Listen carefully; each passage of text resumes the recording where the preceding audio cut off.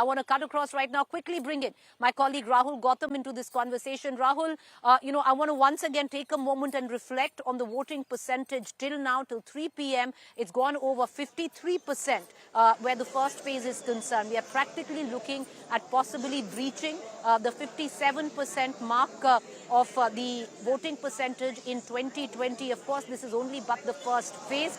If women are coming out in large numbers like they did in 2020, this is something which could be detrimental to the Mahagathbandhan. You cover the Congress closely, and the gap between the women and the men can be seen in polling booths. Large numbers of women coming in, and what many would suggest, it's a vote which is now tied and is the core vote where it comes down to the pitch of Nitish Kumar in Bihar.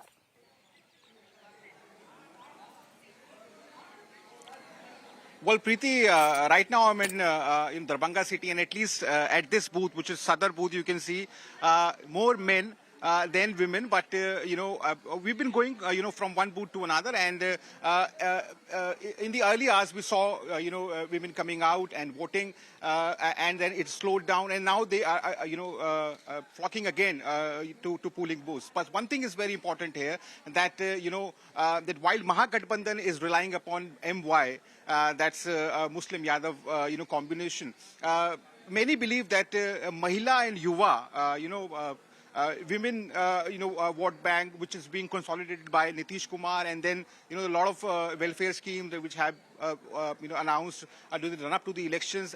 All this is actually going to help NDA, and and one thing is pretty clear here. If you speak with voters here, they are not disrespectful to Nitish Kumar, though it's been 20 years, and often True. people end up being an evil figure or an unpopular figure, but that's not the ground sentiment. But it seems that Mahagathbandhan is also putting all its energy, all its efforts to ensure that this time it goes their way, and Okay. that's why we saw All right. Rahul Gandhi spending. Rahul, stay on with me. I want to quickly bring in my colleague Rohit, who joins us right now from Patna. He's the Bihar Bureau Chief. I'm going to bring him in to actually break down what the numbers suggest at this point of time. Lots of face-offs, heated exchanges between both the alliances on multiple seats, Rohit, through the course of the day. But ultimately, both alliances are closely watching the voting percentage. In the first phase, 121 seats, big ticket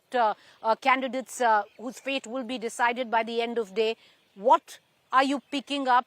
It does seem that the voting percentage is going to be healthier than at least what Bihar has seen in the past. And what does it mean for either alliance?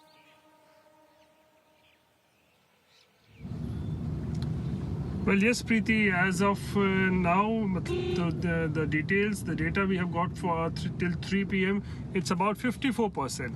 That's a good figure. I can say when you compare it to 2019 Lok Sabha elections or to 2020 Assembly elections, this figure seems to be pretty okay, because and the voting time is till 6 p.m. So we can expect that this number could cross 60 to 65% also.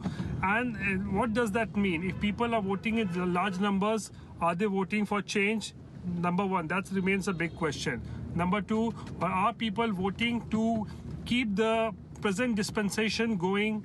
If that's the case, that is also a big question. But this election has been fought on a lot of issues, on the issue of Sushashan to Jangal Raj, to the issue of Rozgar, unemployment, providing crores of jobs, which has been in fact promised by both the sides, from Tejasvi Yadav, and as far as NDA is concerned, Tejasvi Yadav going to the extent of even saying that every household, one person in every household of Bihar, that is almost 2.5 crore people, will be getting government jobs in 20 months if he is if he comes to power. So it's a very, you can say, do or die battle, which is Bihar, which is witnessing at this point of time. Nitish Kumar has been in power for the last 20 years.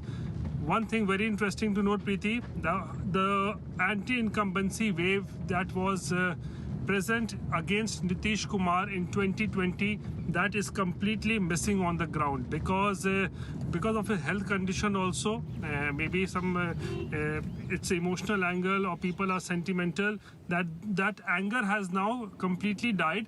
and now Nitish Kumar is almost 75, so maybe people are in no mood to be very Okay. upset with him, and maybe because of this being the last election True. of Nitish Kumar, they may like to give him a nice send-off also in politics. Back to you. Okay. Well, you're right there. You know, one thing is true that when you do go down on ground, people might not want Nitish Kumar, but there's nobody who'll actually have a bad thing to say about Nitish Kumar, and that says a lot for a politician. And one does need to take a moment to reflect on what Nitish Kumar has done where politics in Bihar is concerned. But having said that, you know, all eyes right now on what will be the outcome of this election. There is no wave as such. I think most journalists who've been on ground will say that they haven't picked up any wave. This is not a wave election. For most of us who are on ground, this is a very silent election, which could have multiple connotations to it.